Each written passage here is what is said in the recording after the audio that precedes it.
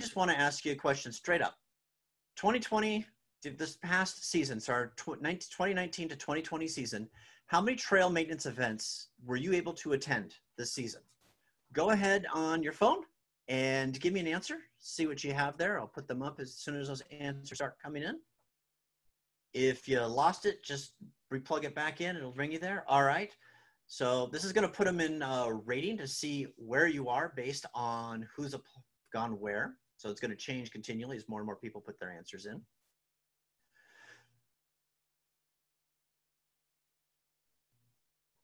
One to two is bouncing back. We've got a couple with 5 or more, the 3 to 4 range. All right. It's like watching a horse race. You don't know until the last moment who's going to win. All right. Just looking at how it's done, the majority of the group was unable to attend trail events this year, which is somewhat in line with what we anticipated because of the limits that we were stuck with this past season. But then again, some of you were able to attend, so we appreciate all of those. So what we want to talk about here is what's going on, what's happened for the last season. The majority of this is going to be presented by Ben Stone, our Trails Coordinator. The one thing that I want to talk about, we'll go through and do these in this order. We'll talk Black Mountain, Daily Ranch, Pacific Highlands. All of these, we're going to go through and just do a quick synopsis on what's going on. And what I'll do is I'll just start first with Black Mountain since I'm here already. And what I want to talk about is 2 different things that have happened recently. Starting in about March, Susie and I sat down together and kind of documented the history of the trails of Black Mountain. It's not super detailed, but it's got a good history that's talked about since 2010. So the last 10 years of trail development on the hill there. If it's something that you're interested in, it's a 3-part series. It's on the SDMBA YouTube channel. You can go there and check them out. They're between 15 and 20 minutes each. They're not exactly podcasts, but they're a presentation you can go through, listen to what happened, see the slides, and get an idea of some of the history behind there. It just shows the fun. The thing that was probably the most exciting, and a lot of you already know this, is the Black Widow Trail is open. It's in a soft status. It was never officially opened, but it's there, and everybody knows it's there, and it's signed. Ed and his rangers have added the signs to the top, bottom, and middle, and the middle is where everybody seems to get lost for some reason. So you'll be able to see the signs that are there. We still have yet to finish the entrance at the top, but for now it's accessible and everybody's coming down. The nicest thing, while this is a bi-directional trail, it does have signage on it. You see it right here that advises the users that there is downhill traffic and to keep an eye out for them. So they are aware that people are carrying speed and it is okay. So it's one of the nice things that is going on out there. Once we get to a point, we'll be able to have an official opening, although it may be a year out, who knows. But we'll get to a point that we can have a big celebration, a group ride out there. But in the meantime, if you have the opportunity, get out there, check it out. It's mapped, it's signed. You should be able to find it quite easily. With that, I want to turn this over to Ben. Ben, are you there? I am here, Matt. He is there. How are you, sir? Fantastic. All right. Are you covered in dirt already today, or did you manage to stay inside for the day? I was out and about today off of Artesian, and then also had to look at some stuff in the Carmel Valley area. All right. Well, why don't you kind of bring us up to date what's going on and share some of that information for us? Thank you, Matt. Sure. So what can we talk about here? Daily Ranch, some of you may be aware of the work we did this last winter on primarily bobcat and what is the other one that's leaving my mind right now? Crest. Yes, Crest and bobcat. So Crest, we did significant handwork. If you attended any of those volunteer days, if you wrote in you had not attended any of our volunteer days, shame on you, and you should come when you're allowed to. But we need many bodies. And then we wrapped up some work actually during COVID with a machine on bobcat. The city allowed us to continue doing work even with COVID because we were just working with an excavator and one person doing handwork. So there were no crowds around, and the park was actually closed, I believe, when we first started. We also wrapped up work on the Pacific Highlands Ranch Trail this winter. That can be found if you ride over to the north end of Pacific Highlands Ranch Parkway out of Gonzales Canyon. You would have to use a little bit of road, but you can get over there. It's a little less than a mile long and just kind of connects two parts of the community, but hopefully someday we'll connect to a little bit more. There's definitely some connectivity potential in that area, and the city now owns a significant amount of that property. And then we did receive an update from U.S. Fish and Wildlife about ongoing work on the refuge.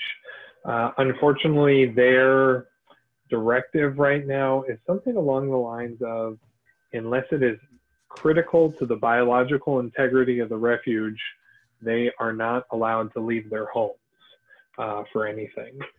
So at this point, it does not look like we're having much trail work opportunity this winter with the refuge, but yeah. So if we can't, but what are we working towards right now? What's going on there as far as planning?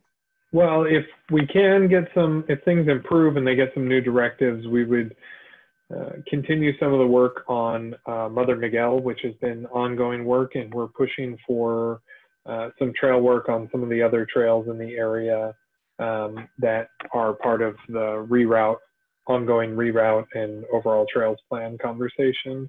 And that includes ones with the wonderful name Dead Cow and Gnatcatcher are kind of two priorities on the list. Gnatcatcher specifically badly needing some help. Then La Costa, we have been doing ongoing significant work for the last 2 years in La Costa. About 2 winters ago, we did significant work on switchbacks. Last year, we did significant work on whiptail. Most of our work held up. Some of it, this tricky area to work in, kind of unique soil types, a lot of seep holes that open up underground. You can see like we tried to rebuild 2 turns. One of those held up really well. The other did not because of a seep hole. So we're going to have to try and stick rock into it and armor the turn. When in doubt, just stick more rock into the turn. So we should still be having some work at La Costa Preserve this coming winter on those 2 trails, whiptail and switchbacks.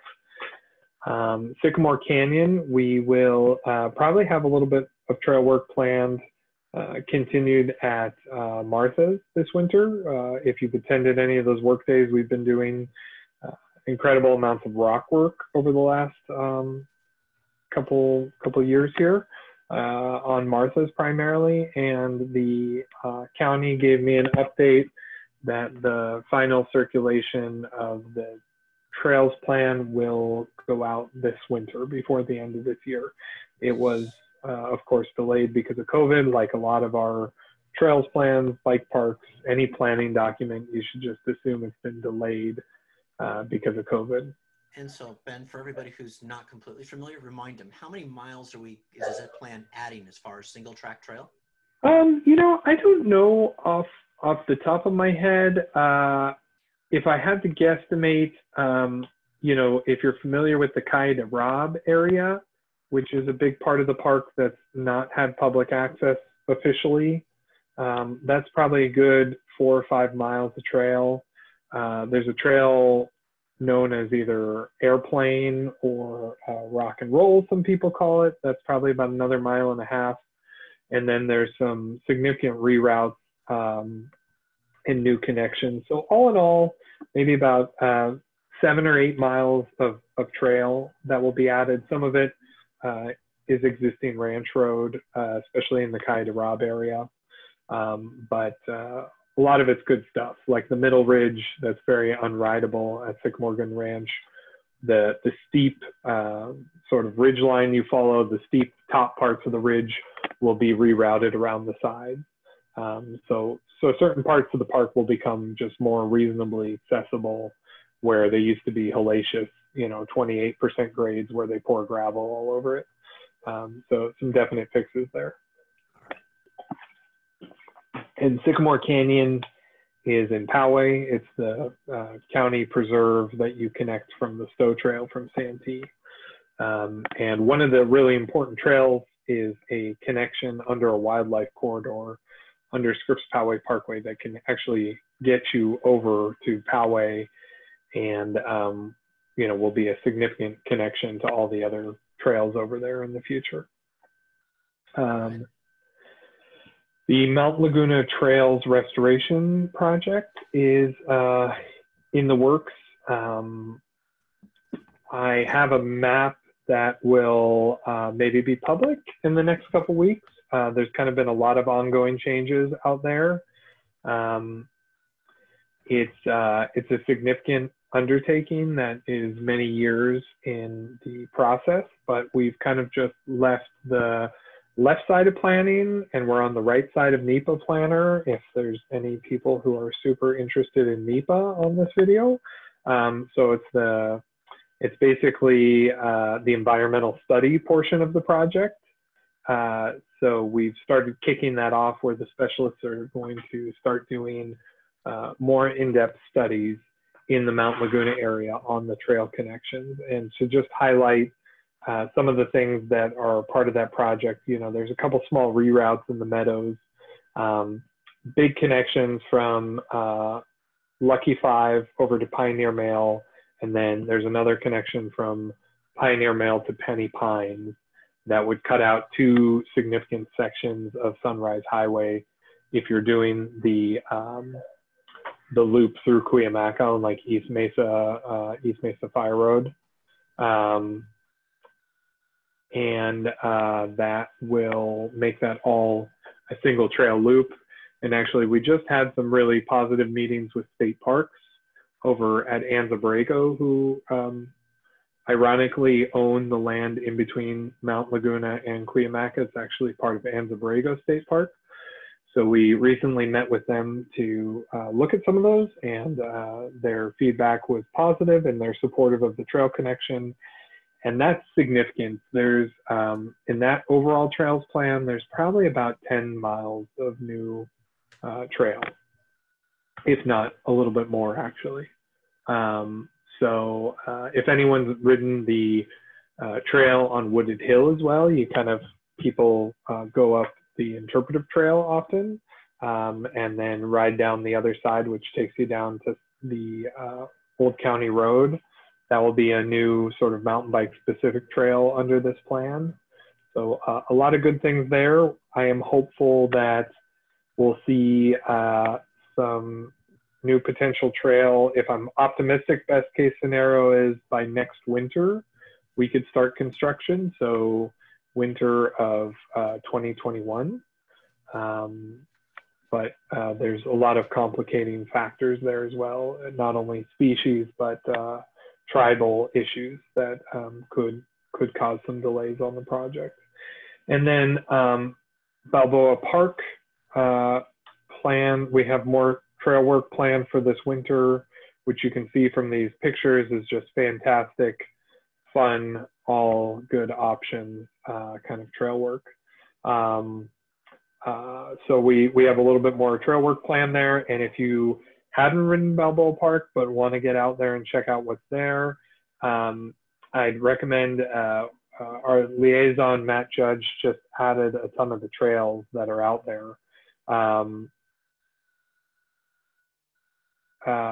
So if you go to Trail Forks, you'll find almost all the trails in Balboa Park that are pretty regularly used, that are in decent shape. You can easily find them now. Hey Matt, do we want to take questions as we go or at the end? What would you prefer? We'll do it at the end. Let's get through these. Okay. That conversation. I'm gathering them together. Sure. Okay. If Scott can hear me, if you could get a little more specific on your question, maybe I can help answer that at the end of this. Another big project that's coming up is construction of a new section of the Coast to Crest Trail. Matt, how would you best describe this connection? It comes from basically the Crosby switchbacks. Is that the correct definition of those? So the Crosby switchbacks, and it connects west around to Lusardi Canyon. It's about a mile long. Do you have a better definition for that connection, Matt, since I don't have a map? It's a reroute of the original ARC ride when it was able to go through Lusardi Canyon. Is the best way I would explain it. Okay. I think that's fair. There's the trail used to run through a gentleman's property who now has a large house there and closed some years back. And so there is a good connection there that will be helping the San Diego River Park on this coming winter, and it would be featured in the ARC ride in upcoming years. That we're just working out a couple alignment and design things, and hopefully that will be our first priority for construction this winter. Then we have we got invited to do some site visits with the city of San Diego in the San Isidro area, really smack dab next to the border. There's going to be some trail networks. If you've ever been by the border on the 5 or the 805 and you're looking east, you'll see these undeveloped hills above kind of Bayer, above the Jack in the Box in between the border. And those hills are primarily in private hands. And there's a big development proposal for the mesa above the hills. And so as part of that project, those hills will most likely end up becoming a City of San Diego preserve. And we got invited to help them come up with the trails plan out there. And there is a lot of restrictions, and there's just incredible amounts of invasive species damage from ranching, and like incredible amounts of motorcycle damage in the area. But there's some pretty unique potential out there. It's just a place you basically ride almost along the border. So kind of a unique setting. And yeah, we're working on that project as well. All right. Okay, Susie, sounds like we have a fair amount of questions trail related. Yeah, a few good ones. Okay. A few good ones. Do you want to do those now, or do you want to do them now or at the end? Let's do just a couple of them. Maybe do 4 or 5 of them right now, and then if there's any more that okay, can't help. So a couple of people asked, Stephen Perlman, hi Steve, and Mark Tomanaga, if I'm saying your last name right, Mark. They both asked about the status of the directional trails at Del Mar Mesa. Okay. And kind of a question is like how that happened, and then what's the current status, because I know that the signage has gone through different iterations of being there and then not being there for various reasons. So anyway, that's Stephen's question, Stephen and Mark's question. Okay, I can answer that one real easily. So the original plan, the reason it happened was COVID circulation. When the loop was originally open, rangers were originally looking to decide if there was going to be a one-way trail or not. But once the park closures came, they really took it serious to put it upon themselves to put the one directional trail. The directional trail is bike only. It is not, and this, I still don't understand the logic behind this, because this is where a lot of the problem runs, is pedestrian wise, it's still two-way trail, but it's one-way bike trail, which is counterintuitive to the whole idea behind single trail. So this is an experiment.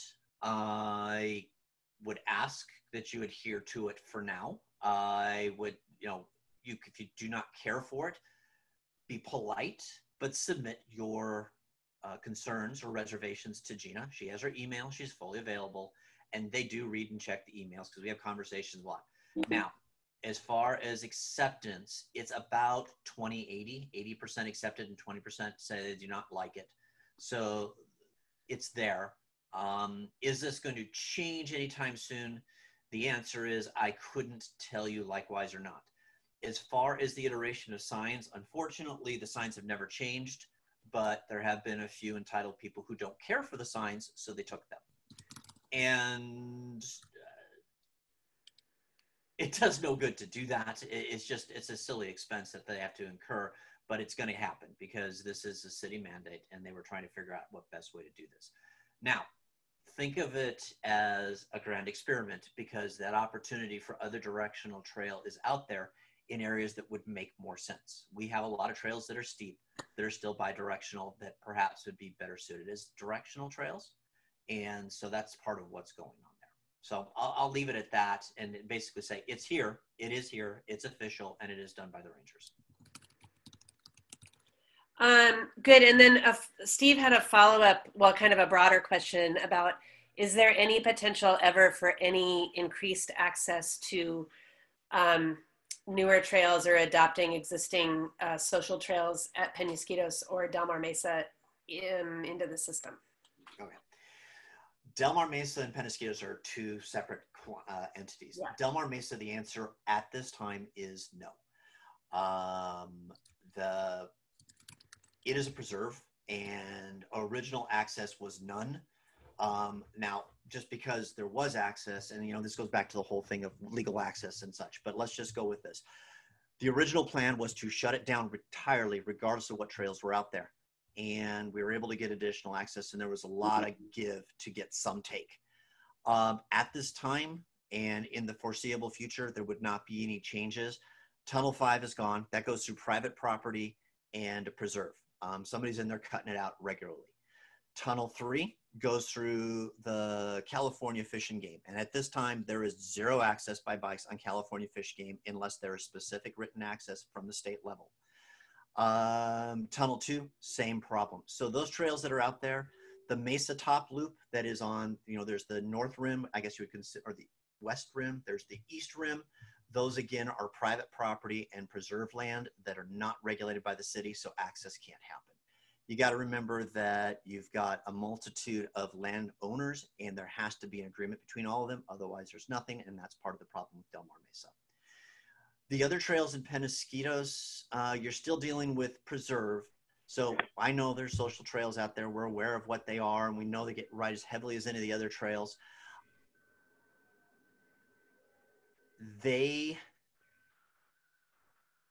don't pose a problem, then there is not a lot of action on that. But if there's attention called to it where they have to take action, they will disappear. And that's the best way I can put this. It's not a don't ask, don't tell, but it's use common sense and don't be stupid about it. Because if you bring attention to something and you get people out there building, they have to go after it. There is no exception to that. So, and Matt, I think it's worth mentioning also, we're working with Rangers on a potential new reroute of Side Hill that is in the works. And then there is potentially some significant work on the Trans-County Trail that washes out really often east of Black Mountain Road as you go under the freeway there into Poway. So there's some potential work happening there before this winter, some significant work that we'll be a part of. Yeah, and then we'll just leave the last piece here is, I know this is going to be a tough pill to swallow. You may not believe me, I should say, but the Rangers are truly pro-bike. They have no issues with mountain bikes. Where they have to have the control is where bikes are where they should be. One of the biggest problems they have right now in Penasquitos is the Riverside trails on the north and south side. They are very clearly marked as no bikes, and there is flagrant disregard of those signs. And now it's getting into vigilante trail traps that people are putting out there, and the Rangers are having a huge problem. So look, we got a lot of trails that are open to us. Of all the legal trails, there are 3 legal trails in the entire canyon that are not open to mountain biking. So let those go and just ride where you can. Use your best judgment. I'm not going to be your moral compass, but you know what you can do and what you can't do out there. So I'll just leave it at that. So hopefully that answers the questions to a point. Cool. And then as long as we're on this subject, do you want to address real quickly the connector from Tunnel 4 to Deer Canyon as related to the new road construction, and is that on schedule, if you know? Okay, so Tunnel 1. So Tunnel 1 is closed off right now at the east end because of all the construction. That's part of Merge 56 and Roads Crossing. It's a mixed development housing. There is and has to be and will be a plan. There's a plan in place, but once they put the road in, I'm going to be very clear. If you're familiar with the gas station, that is going to be entirely filled in going across the canyon, and a road will be put down to Park Village. They have to put in a grade out of there from the end of Tunnel 1 up to the road. And then there will be a dirt sidewalk connector that runs along the road and will drop into the east side, which is what's called Darkwood Canyon. That's the path that if you take from the school in Penasquitos up under the 56. So there will be a connection between those. It will not be 100% trail. It'll be a trail up to the road, dirt sidewalk, and then a trail back into the canyon. But they ran into money problems. They finally got the securing for the road. So that has to happen. The trails are not dependent upon the building, because once they start building those on the mesas, you would be on the road and then the trail. So that can happen once that road goes in, and we'll have more information as that progresses. Then Susie, I have a question I was going to answer. Do you have another question you want to run by us? I do have more. I've been taking notes as they come up on the chat box. Sure. What's going on? So Mike Osterling is asking about the Sweetwater Authority loop around Sweetwater Reservoir, which was finally okayed after many years by the county and the Sweetwater Authority, the Water Authority. I pleasantly recall all those meetings we went to. I would say, Ben, you can correct me.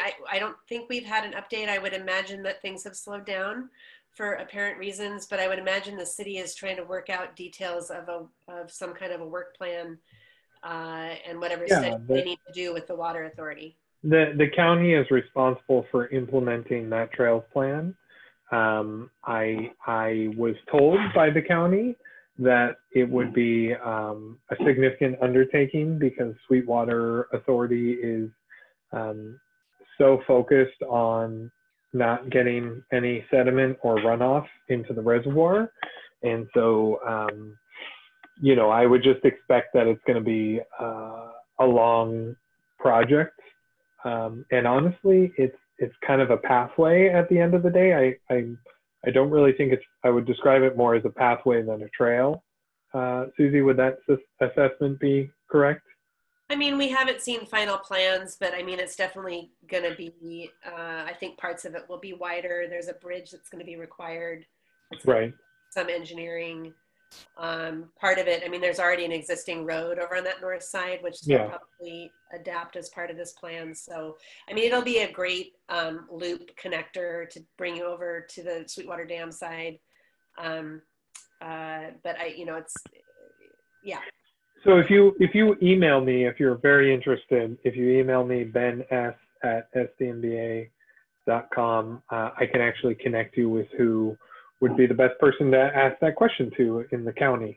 They are very available and prize themselves on their excellent customer service. So would be happy to connect you if someone's super interested in keeping up on that.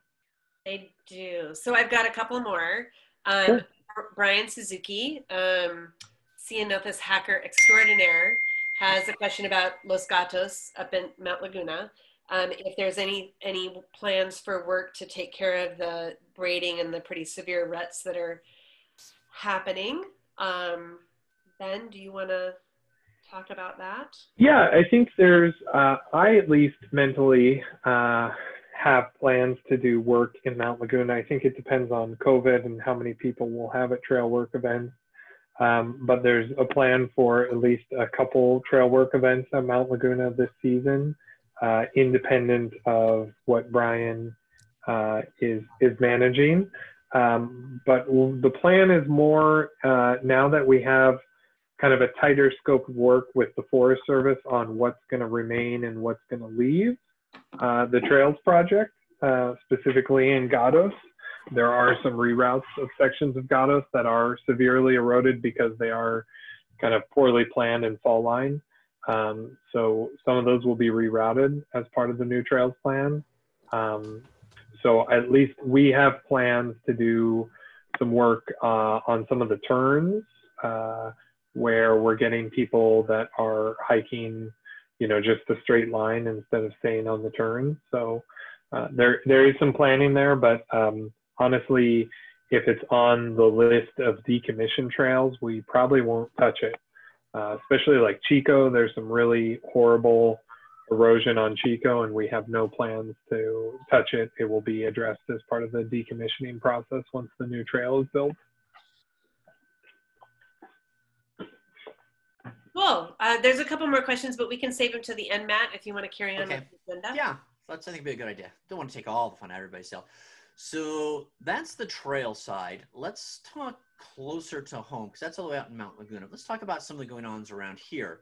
One of our proud moments here, and we had a bunch of them, but one of the things we want to talk about are bike parks. So first thing I want you to do is, again, one more time, use Menti, and tell me about our Sweetwater Bike Park. How many times have you visited it? Have you gone once? Have you gone 2 to 4 times? Are you there all the time? Did you even know we had a bike park?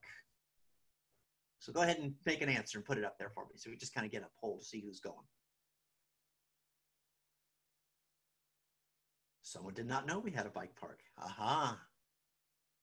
Those are the folks I want you to listen very carefully, because we're going to have a lot of good information for you. All right, we got a couple people, fair amount, that are living there. They have a van in the parking lot. I think that might be Sean Murphy, just saying. Yeah. All right. Appreciate your answers, guys. Thank you. Just kind of get you to talk about it. So obviously you can see where we're going. Let's talk a little bit about bike parks. First off, let's start with what we have. Let's talk about the Sweetwater Bike Park. So Susie, there it is. I knew it was somewhere. I put it in the wrong spot. There's the information about Mount Laguna. I apologize. I knew it was out there somewhere.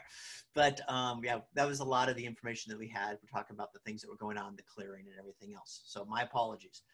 All right, Sweetwater Bike Park. Go ahead, Susie.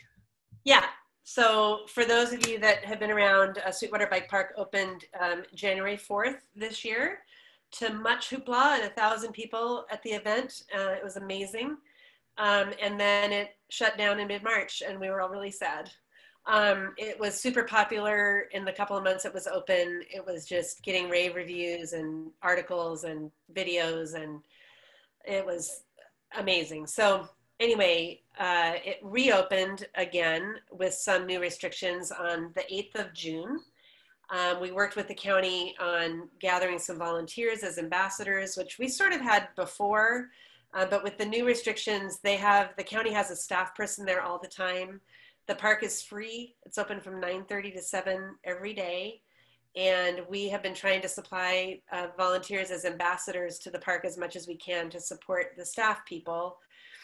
Because basically the new requirements are, everybody has to come in with a mask. Unless you're actively pedaling, you need to be wearing the mask and try to keep physically distant so we can stay open. There were at least one formal complaint that went all the way to Supervisor Cox, so we had to even crack down a little more on the county had to crack down more on the face coverings, because I don't know if it's a neighbor that's upset or somebody has been watching, and so we just need to make sure that we can follow all these guidelines to keep the park open. Anyway, it averages between 200 and 300 people a day visiting. Super popular. The county staff is doing a really good job at keeping up in the mornings on patching and repairing and keeping everything nice. And so we're just super pleased with it. If you haven't been there, I highly suggest it. If you don't follow their Facebook page, there's a Sweetwater Bike Park Facebook page managed by the county with information and updates. We also, this picture here, we have a parking meter affair. We call it a donation station. San Diego Mountain Biking Association is obligated as a partner with the county to contribute $10,000 a year to the park for operations and maintenance. And we've had some corporate sponsors, Truck Superstores and some other sponsors that have given us larger sums. But this little machine here is taking in about, since the reopening, about $200 a month, give or take, in coins or cards. It's been really successful. People kind of get a kick out of it. Little kids go up and put their pennies in, which I get a kick out of. We're looking to maybe put those donation stations in other strategic areas around town because they seem pretty successful. So since the bike park reopened in June, we had SDMBA volunteers donate over 300 hours to keep the park open, and in July, 135 hours. And I'm actually going over tomorrow afternoon to train a couple of new people. So we appreciate the help of those volunteers. If you're interested, you can email me at info@sdmba.com, and I'd be happy to send you the information if you're interested in being an ambassador for the park. Cool. All right, so then I have a question for you. This is the existing bike park, correct? Yeah. So let's talk about what's next. So where do we go from here? What's on the books or coming to fruition? Let's talk about some of those. So since the successful planning and implementation of Sweetwater, it got a lot of attention, not only in the county here in San Diego, but around the state. There are many, many bike park projects that are moving along in San Diego County and also in other places throughout the state. I see them crossing my Facebook page, people fundraising up in LA, Fresno, Sacramento. So it's really exciting that Parks and Recs Department are finally understanding the value. Return on investment for a pump track or a bike park is just tremendous. So I'm thrilled about that. So the things that we have going on, the furthest one along is the Otay Valley Bike Park, which will be south of Maine, here in Chula Vista, off of Rios Drive in the Otay River Valley. It's going to be, it's being planned and will be built by the County of San Diego, and eventually will be managed by the City of Chula Vista, which is a unique and very interesting partnership, which I think is could be a model for other places. That project is smaller than Sweetwater, which is, Sweetwater's 4 acres. I'd say Otay's maybe a little over 2 acres. It's adjacent to some apartment buildings right there and adjacent to the trail in the Otay River Valley. It'll have some modest, a pump track of varying levels, a modest kind of jump line. We haven't seen the final plans yet, but we should soon, because that should be going out to bid here relatively soon in the next couple of months and should break ground before the end of the year. So there's that one. And then some of you may have seen the City of Carlsbad a few weeks ago came out with their draft plan for Veterans Memorial Park after much public input and many public meetings and surveys online. And so this is it's still a draft. So it says draft final schematic design. This is about 4 acres as well, same size as Sweetwater. It has a lot of things going on, a tot track, pump track, flow trails, jump lines, even a little dual slalom course, which is interesting. There's a lot going on here for 4 acres, in our opinion. We are in contact with the special designers who are designing this part of the park. Some of you, if you attended the public meetings, you might have met these fellows. But we're talking to them. This is in no way final and may need some adjustments in our opinion, but we're really thrilled that they have allotted 4 acres for this, because I think originally, and Ben can correct me, but I think they were talking like maybe 1 acre, a little over 1 acre for like a little pump track originally. And so it got expanded up to 4 acres, thanks to all the people who live in Carlsbad and spoke up that they really wanted this amenity. So we're excited about this for sure. Well, I can just comment. It was actually after they did a tour of Sweetwater, they decided to bump it from 2 acres to 4 acres. Seeing a bike park in action, even if it's, I know, not exactly what everyone in the world wants, is encouraging a lot of the other cities to get more competitive with each other and hopefully try and outdo each other. Nothing better than a little bidding war between cities. Right. So that's Carlsbad. And then the others that are bubbling up around town, which are in various stages of conceptual design, trying to figure out funding, et cetera, are the city of San Marcos, who does have a site chosen, which is Bradley Park. If you're familiar with that park, it's the oldest park in San Marcos. It has a large flat area behind the football fields and sports fields. And then the city of Escondido also has something preliminarily that they're trying to plan. If you live in the city of Escondido, by chance, you may have gotten an email from us today asking for a little help with the mayor and the city council there. So look for that if you live within the zip codes of Escondido. And then the city of La Mesa proposed possibly a small pump track at their redevelopment of MacArthur Park, which is an old golf course. And then that's another project where they're really trying to please everyone and cram everything in together. So interesting. And then the city of Alpine, we had at least 1 or 2 public input meetings in person later in 2019, I believe. And a lot of input was given at that time to have some kind of bike park amenity at the new county park in Alpine. So all exciting stuff. All right. Thank you. All right. So let me finish about the bike parks. Hold on to those questions. Again, we're going to have a chance to answer them all. There's many as we can at the end of this. But next thing that I want to move on to here, and this is a bit of a thought for all of you. So think about this for a second. You heard what we do. You heard we do a lot of talking to people. Why don't you put your thinking cap on for a minute? And what I want you to do is just kind of think about, who should we be talking to? Who would make a great partner for promoting trail development and access? You know, where would you want us to see us go? So think about your land managers. Think about where that opportunity is. Just curious what you think who we should be talking to. So what you're going to do on your phone, you can just type in an answer there. Doesn't have to be a long, drawn-out answer. If you're really tricky, you use text to speech. It is a lot faster. I'm going to tell you that right now. Let's see if we get any responses from you. I will let you do up to 3. You don't have to do 3. If you only have 1 or 2 ideas and you can't come up with a third, that's fine. Go ahead and hit submit. If you have 3 different entities you want to talk to, go ahead and hit submit. Too much thinking at 7:30 in the evening. There we go. For-profit investors, trail managers, unicorns. Yes, there we go. Everyone, presidents. Unicorns. Trail managers, for-profit investors, president. All right. So some ideas out there. Anybody else?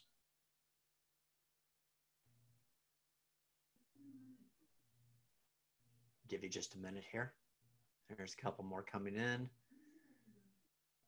Anyone who will build. All right. Community boards, schools. So like thinking of using even school property for small track. All right. City councils, the bike coalition. All right. Appreciate that. Now I'm going to move on because it does take a little bit of time for these to come through. But the reason I brought this up is, talking to people is one group is one voice, but so much of it's done on a much larger global scale beyond just the city or county of San Diego. So what I would like to do is just to have Susie kind of talk a little bit about the next part that we're working with, which is going to be working with the California Mountain Bike Association, or Mountain Biking Coalition, excuse me. So Susie, why don't you go ahead and kind of give a little bit of explanation about that?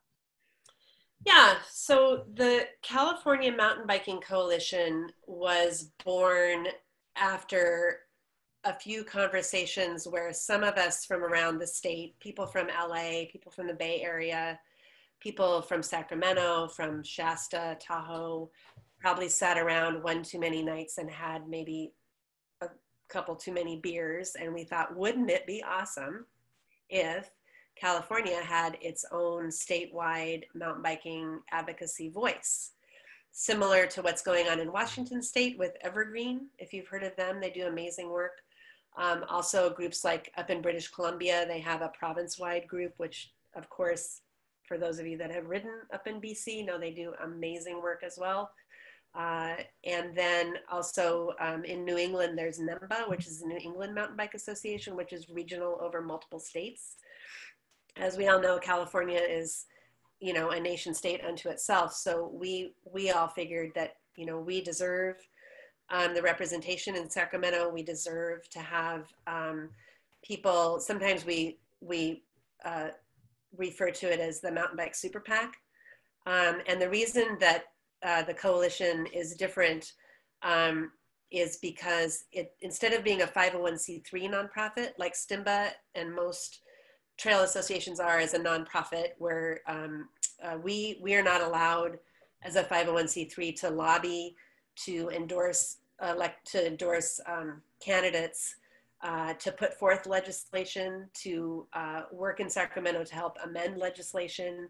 All we can do is educate and advocate. But we knew right away that CMTB needed to be set up as a 501c4. So the goal is eventually to hire a lobbyist who's familiar, who's a mountain biker, which these do exist, believe it or not, mountain biking lobbyists who are outdoor recreation specialists. They work with the industry and with elected officials who are on, say, the Natural Resources and Water Committee, which is where most of the bills that pertain to trails show up. And so that was the vision for California Mountain Biking Coalition. I'm on the board of that with some really amazing advocates that I enjoy working with a lot.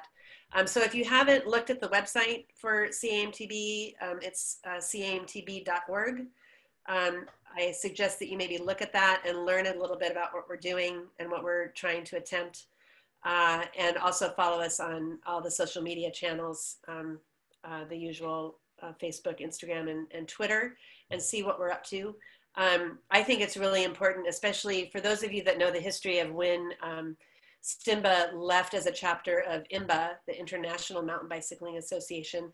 One of our major sticking points with IMBA was that they took away the regional director program, and we had an amazing regional director for California, Laurel Harkness, who now is very heavily involved in CAMTB, very knowledgeable. But when IMBA stopped funding that statewide representation for us, that was really a major point. And why are we sending all this money to Boulder and we're not having anybody coordinate any statewide, you know, tracking legislation, keeping us updated on what we can write letters to, or letters of support or letters of opposition. And so this is what CAMTB is for. We're trying to pick up the void that IMBA left for our state, and we know that California deserves it.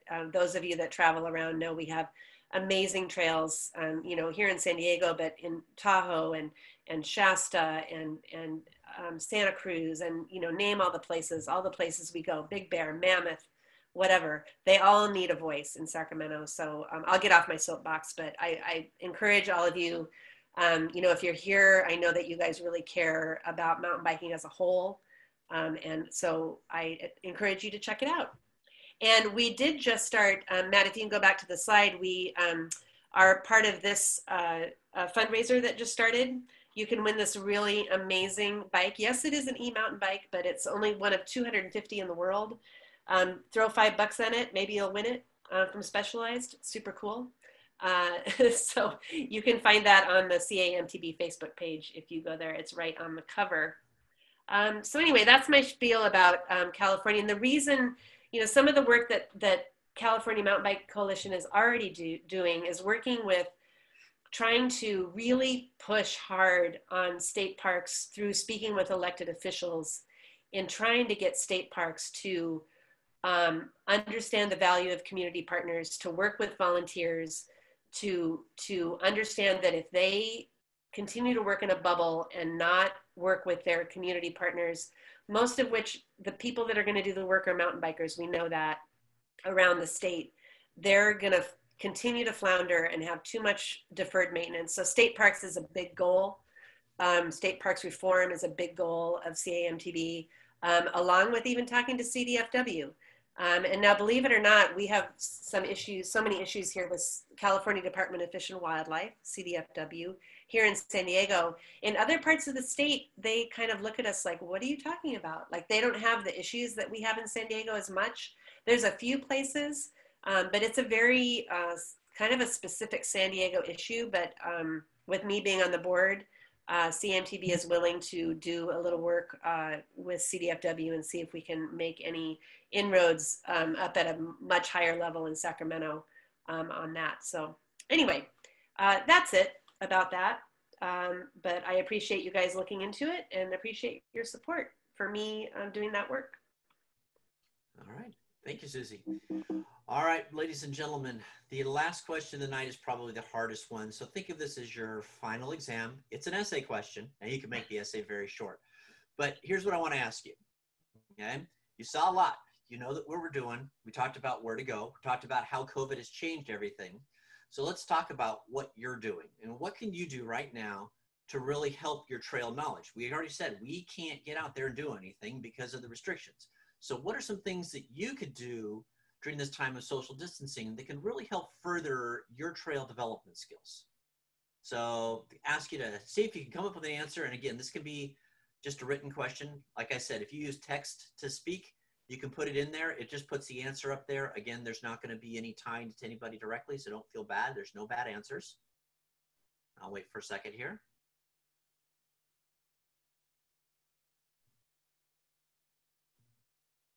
Because we're going to give you some ideas in just a second, but I want to see if you know of any, because sometimes you'll have ones that we're not aware of. All right, there's my first answer coming in. All right, so social media is one of the places, you know, you do hear a lot about different things going on. All right. Anybody else? Here we go. All right, come out to us for the volunteering side. All right, some of the different forums that are out there. If you go to MTBR or some of the other ones, absolutely. Online happy hours. No, I need more of those. We could do that, definitely. All right.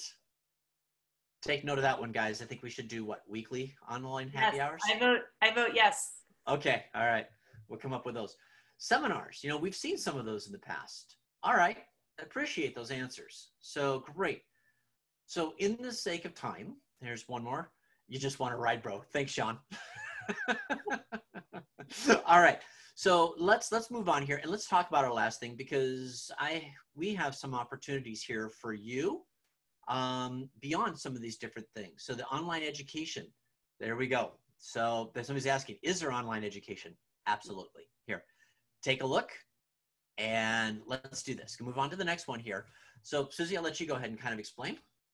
Yeah, so when all of this hit and everything turned into virtual happy hours and virtual school and virtual meetings and everything else, luckily we had an already great foundation with American Trails, which is an awesome organization. And they literally were already doing a lot of online webinar kind of classes. And they were able to shift really quickly into upping their offerings. If you go to their website, a lot of what they've done since March has all been recorded. So you can go in there and find topics on all kinds of things. Basic trail maintenance, advocacy, trail building, all kinds of things. It's amazing. And they were also very instrumental since we always attend the California Trails and Greenways Conference, which this year would have been in April in beautiful Modesto. So we dodged that bullet. But anyway, we couldn't go to the conference, but they were able to take some of the sessions that would have been presented at the conference and adapt them and work with the presenters to take them online. And I was on one a couple weeks ago that was about involving mountain bike trail organizations as partners in projects, and it included some case studies, and we thought it came out really well. And so we appreciate that American Trails is there and appreciate that they've been offering all of this material for free.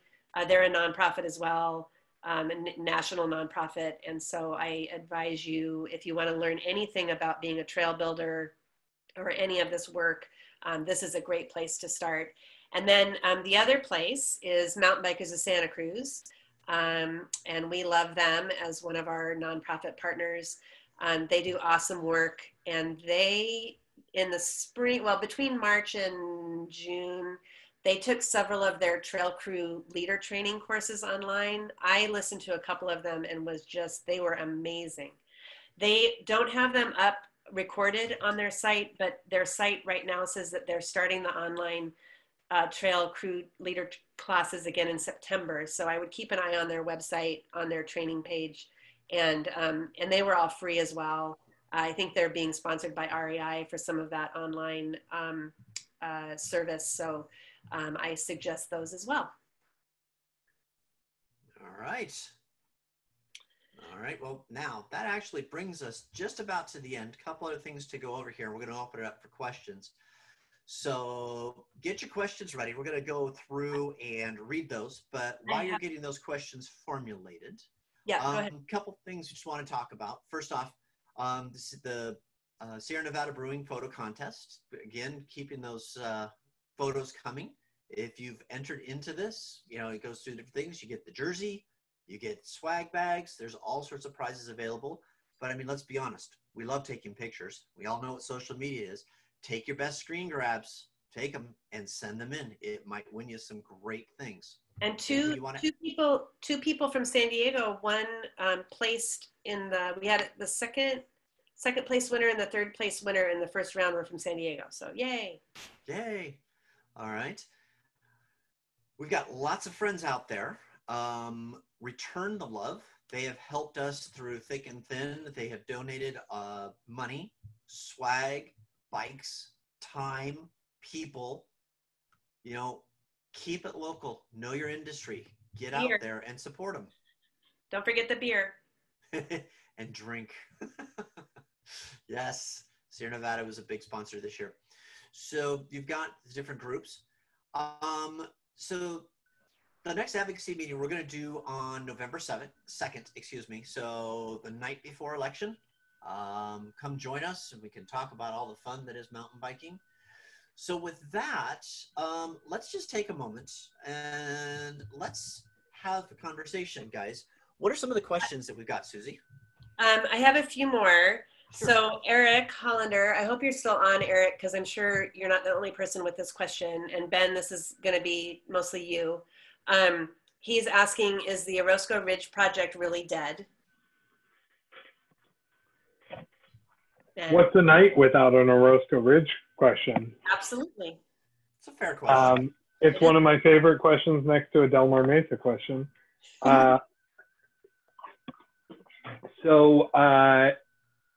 Yes, the Orozco Ridge project is dead because the Forest Service canceled the project.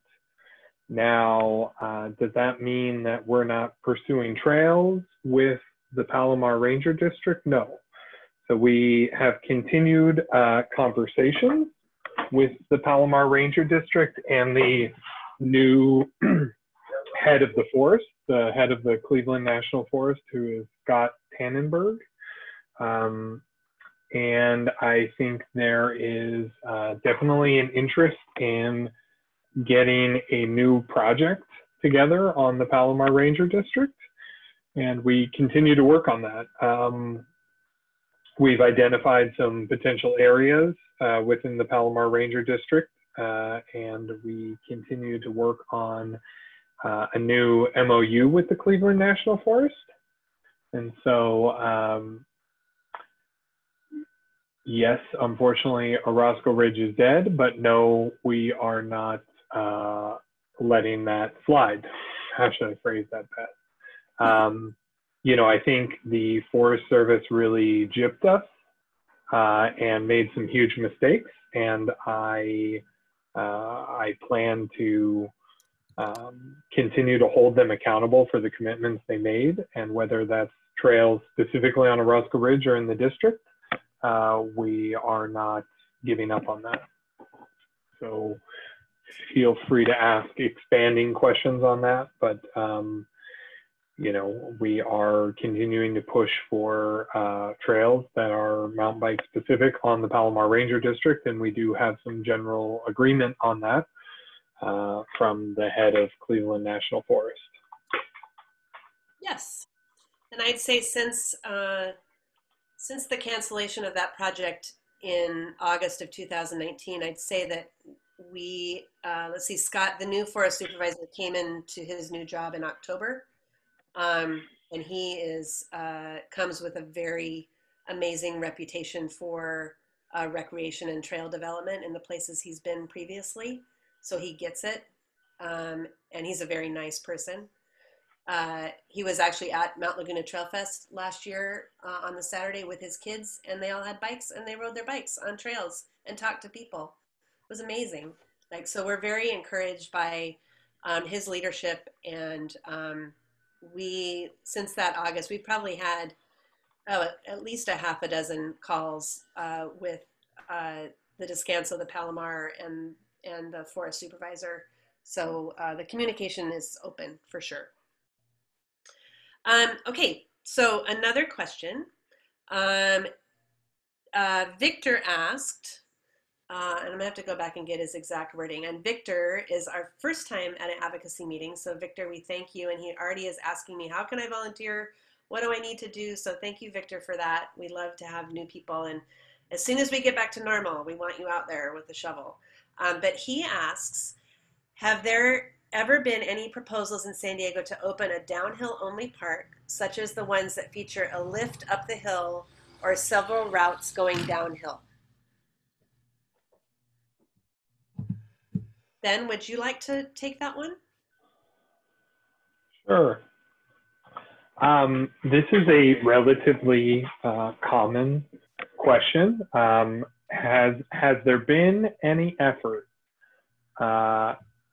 Well, lift served, no. I don't think anyone has tried to get a lift installed. There's been some efforts, I think, with reservations with some folks, not specifically with the San Diego Mountain Biking Association, who attempted to convince some Native American reservations to allow them to build a downhill course. And the idea was to shuttle bikes up the mountain.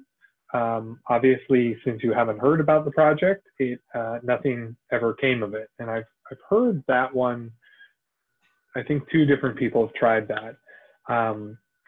So the answer is no. I don't think, we don't currently have a land manager who's open to that. You know, we have very few land managers in San Diego County who see recreation as their primary goal. Generally, most of the land managers in San Diego County see conservation as their primary goal. Really, the only one is the Forest Service. And the previous question about Orozco Ridge, you know, is kind of related to how difficult it is to get anything mountain bike specific built in San Diego County. You know, we literally moved heaven and earth to get that project going, and we got one significant change in staffing, and that person canceled the project, probably based on a lot of pressure they were receiving. And you know, now we're working to restart something else. So the short answer is no, and you also got my longer answer. And I'll just say, Victor, when you look around San Diego and you drive around, it seems like there's a lot of open land. But when you get into maps of ownership, it's much more complicated than it seems, like most things, right? And if you look, I mean, I've heard since I started this job, bubblings of such parks on Indian reservation land up in Wildomar, which is up by Lake Elsinore. There was some grand plan for a lift-served bike park. I actually talked to those people.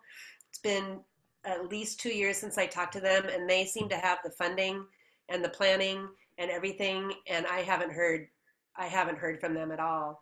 And for those of you that have been to Sky Park, for example, and some of you may have met Bill, the owner of Sky Park and the visionary for Sky Park. I mean, he's in easy, you know, last I heard was $30 million. I'm sure it's well above that now with the work he's had to do with Caltrans and the traffic redirection on the highway and the signal and the campground and all the other things. So this is not, any project like this is multi-million dollars, years and years of work.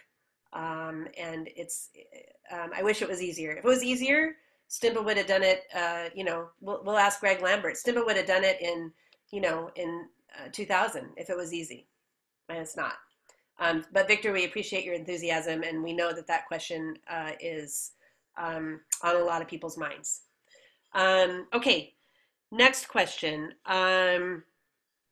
Tina Yapelli, dear Tina, who renewed her membership today. Thank you so much, Tina. Appreciate it. Started work. She said the work was started at Camino del Sur in January, but suspended in late March. Yep. Matt, do you know an update on that road construction at all, or is it being halted? That's the connector between Tunnel 1 and Darkwood. So right. What happened? They ran into money problems, and so they went to the city to get money. They secured the funding, as I understood it, but now you're in the middle of getting started again and trying to find workers with COVID restrictions. So my guess is it's going to sit there. It doesn't surprise me that they got in there and scraped it clean as quickly as possible, then it sits for a little while. That's kind of an MO with the developer and what we've seen in the past, because they got the permissions to do it, which they've been working on for a long time. By taking advantage of it, even though they don't have all the funding secured, it pretty much cements the fact that it's going to happen and you can't back out because the damage that's done there is permanent. I have no information on startup dates or anything right now. Okay. That's all I've got right now. Okay. And then Eric asked if there was any Mission Trails updates. Kevin Loomis, our president of the board, sits on the CAC for Mission Trails. And as with other things we've mentioned tonight, all of the planning work there for priorities and things have slowed down for the obvious reasons. But as far as I know, what they need to work through now with the committee is working on what the priorities are to implement the plan, which of course then takes money. And as we all know, you know, the state budget is horrid. The city budgets are horrid. You know, our county, luckily, is pretty well managed and is doing better than probably some other counties. I'll just say that. But you know, these projects that are so big and encompassing are all going to experience a slowdown because of budgetary constraints and so on. So I'm sorry, Eric, I don't have a better update than that on Mission Trails. Way to sell it, Susie. Yeah, I know. I'm sorry. I have a question that was sitting from earlier. Someone asked a specific question about what connects to the old county road up in Mount Laguna on the Laguna Mountain Trails project. So if you ever are driving over towards the Agua Dulce staging area up in Mount Laguna, where most people or a lot of people start for Gatos, there's a trailhead a little bit before the parking lot called Wooded Hill, and it's an interpretive trail. And there's an unrecognized trail off the top of that hill that comes off the interpretive trail that takes you down to the old county road. It's got a lot of different names: Wooded Hill, Solar. You got another name for it, Susie? There's lots of names. Yeah, it's got a number of different names. But that trail is part of that trails plan to get recognized. And then there would be a new climbing trail to that one. And it will be signed mountain bike specific and directional. So there is some progress there. That's huge progress if all that comes to fruition. But it's taken years upon years of planning and conversations to get there. And so we're confident that we can do something awesome there. We're also working out details of like features, building features out of rock and dirt, you know, how big they'll be, those sorts of things. So yeah, I would just ask that if you, the interpretive trail is signed for pedestrian use only. And if you happen to be on it, because I know everyone still uses it, please be very courteous to the hikers you run into along the way. Because they do complain, and those complaints come back to us because Susie and I are the repository for every mountain biking related complaint in the county. Or you can go up the old fire road to the water tower, same difference. Yep. From the road, from the highway. Even better. Any other trail questions? There's one here for Matt from Jeremy. It says, what's the deal with the railroad ties on Tunnels Road in Penasquitos? I thought they were going to build a bridge at the bottom of Cardiac Hill. Oh, the railroad bridge. Apparently they ran from, and rumors. So what Jeremy's talking about is if you ever took Cardiac Hill, either up or down, at the bottom, there's a river or a water crossing that is Deer Canyon Creek. And it's about 6 feet deep in certain spots. So there's a railroad car frame up on the hill that they were going to put, SDG&E were going to put across to create a dry crossing so they could get their vehicles in and out. They ran into huge stormwater issues, and there it sits. At this point, there is no resolution for that. So right now there is not other than getting wet, there is no way across that or no bridge in the near future. The materials are there, but they can't put them in because they are denied permission to do so. Fun. Well, that is all the questions. All right. Yay. Well, then let me just first of all thank everybody for joining, but let me make one very, very clear point and understand how important this is. Talking about everything that's going on, COVID and bleak budgets and lack of help and no money. Look, we do everything we can to get trail on the ground, and we know it takes a long time and it takes a lot of effort, but understand that it takes time and, most importantly, money. Your membership does two things. One, it does create a revenue stream for us that helps us move forward and be able to commit time. Ben and Susie are full-time employees. They're able to commit time Monday through Friday that most of us cannot do for trail-related projects. Two, and this is really important, your voice is not unheard by being a member. Okay, right now we stand at 1,400 to 1,500 members. I don't have the numbers in front of me, Ben. If I'm even close or far off, let me know. But around 14. Around 14. Okay, so we're one of the biggest associations in the United States, and that has a lot of power at the city level. But here's the part that kills me. How many people do you ride with that have no idea who we are or don't belong? Okay? Those voices are missed opportunities for power, and that's what we're trying to get to. So guys, I don't need you to be a multi-level marketer, but if you have people that are new to riding, and we know that there are hundreds and thousands of new riders out there right now, just look at the trails and go to a bike store and you'll understand. Why can we not get them? So I'm asking you to be ambassadors and reach out to them and talk about the benefits. They don't have to sell them on the membership right away, but point them so they understand what they do. Invite them to the meetings, get them out to the trail events when we can have them, because that's what sells people on this. And when you start having that ownership, then you really get some momentum. So guys, talk to everybody. You know, it's SDMBA.com. It's not that hard. We're on Facebook. We're on Instagram. We're on Twitter. We're out there. Get them involved. Get those friends involved. Not I gotta give every single one, but for every extra voice, it's that much more power that we have with the city, with the county, with the land managers. So I hope you all got a lot of good information out of here. If you have additional questions, you can reach Ben or Susie, or even the SDMBA general email box, and we'll do our best to answer them. We're always on social media, checking up regularly. So guys, I want to wish you a happy Monday night. You're 1/5 of the way through the week till the weekend, so almost there. Thanks, everybody. Thanks so much for being here. All right, everybody. Thank you, guys. Bye-bye. Bye-bye.